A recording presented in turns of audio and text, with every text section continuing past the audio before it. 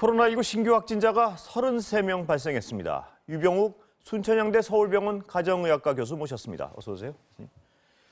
교수님, 오늘은 코로나 얘기 여쭤보기 전에 이 홍수 때문에요.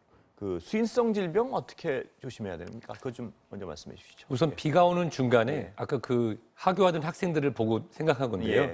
이 오수랑 같이 묻어있는 물에 노출됐을 때는 피부 질환이 발생하기 쉽습니다. 그리고 이런 홍수 피해에 따라서 정전이 발생하게 되면 냉장고나 김치 냉장고 등에 들어있는 음식들이 상하기 쉬운데요. 물에 노출된 것 외에도 정전 등으로 인해서 식재료가 변했다고 하면은 그 안에서 번식할 수 있는 균이 있기 때문에 바로 처리하는 게 좋고요. 당분간은 물을 꼭 끓여서 드시는 것이 이런 수인성 질병을 예방하는 방법이 될 것 같습니다. 피부병 각별히 조심해야 되고요. 그다음에 음식 조심해야 된다는 말씀이시죠? 네. 코로나 얘기로 다시 돌아오겠습니다.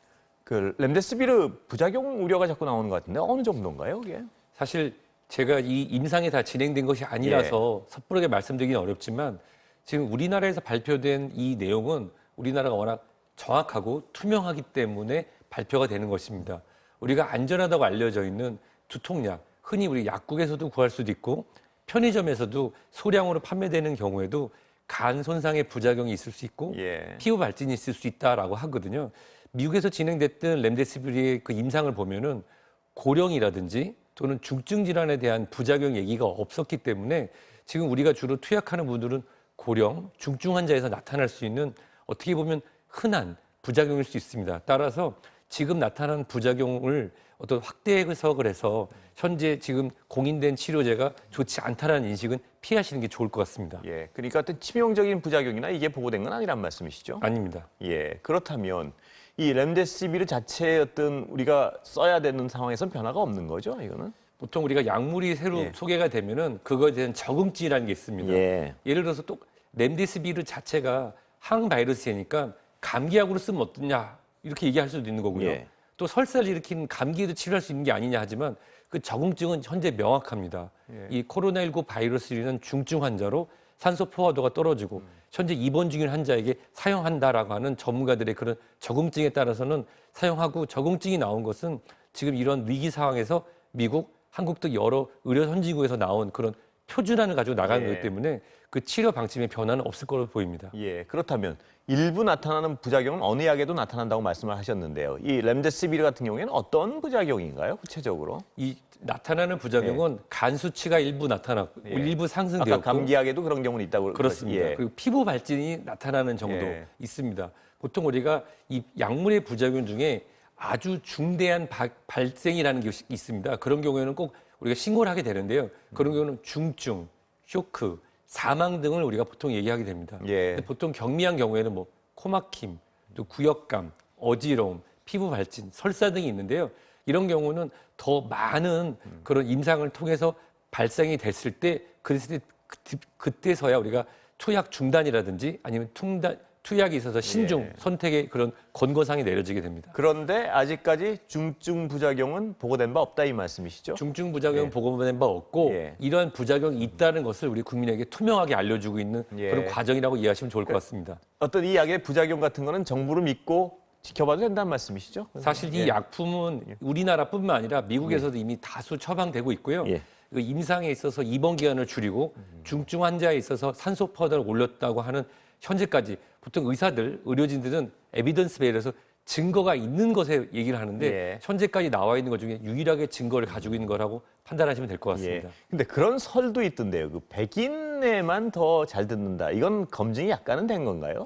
그 부분은 이 약이 임상에 진행된 것이 미국이었기 때문에 그렇고요. 일반적으로 우리가 흔히 먹는 두통약도 인종, 나이 여러 가지를 감안해서 10년 이상, 20년 이상 안정성이 나왔기 때문에 우리가 믿고 사서 먹고 있습니다. 다른 질문 좀 드려보겠습니다. 이 WHO에서요, 코로나에 대한 치료제나 백신이 지금까지 안 나왔고 영원히 안 나올 수 있다. 이 얘기해서 굉장히 걱정하는 분들이 많습니다만 이건 어떻게 해석을 해야 될까요? 사실 저도 불러주셔서 몇 번 말씀을 드렸는데 치료제라고 하는 게 감기가 치료된다 얘기 들어보신 적 있나요? 감기는 치료제가 아니라고 알고 있습니다만. 코로나는 원래 감기를 가장 많이 일으키는 바이러스 중에 하나입니다. 그런 입장에서 나온 것으로 해석이 가능하고요.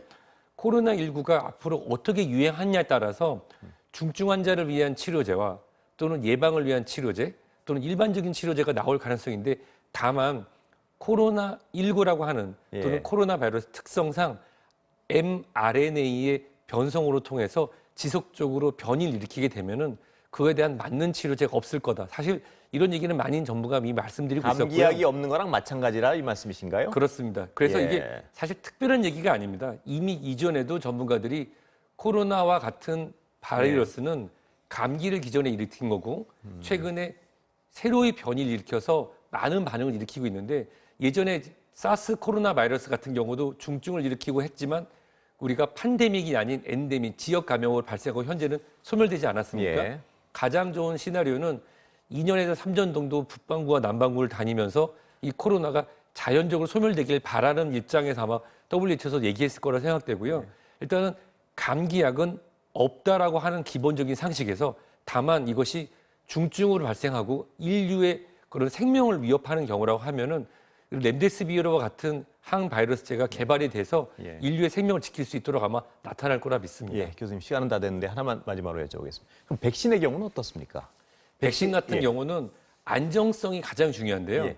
백신은 제가 여쭤봤던 건 WHO에서 백신도 영원히 안 나올 수 있다고 경고를 했다고 보는 그 경고인가요, 그게? 아닙니다. 예. 백신은 만들어질 수 있고 예. 만들어질 겁니다. 다만 그 백신이 건강한 사람이 더 건강하기 위해서 맞을 수 있도록 안정성이 확보가 되느냐는 또 다른 얘기가 될 것 예. 같고요.